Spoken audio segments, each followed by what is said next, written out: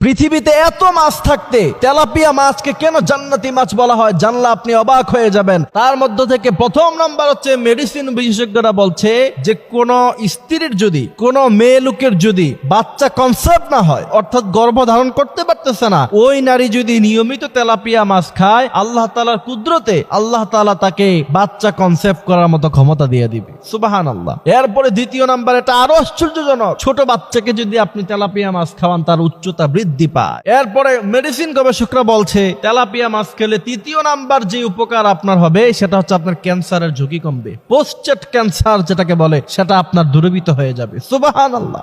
এরপরে চতুর্থ নাম্বার হচ্ছে, আপনার যে হার্ট আছে, আপনার যে হৃদয় আছে, এই হৃদয় যতক্ষণ আছে আপনিও ততক্ষণ আছেন। আপনার এই হৃদয় না থাকলে, হার্ট যদি ভালো না থাকে, মানুষটা ভালো থাকে না।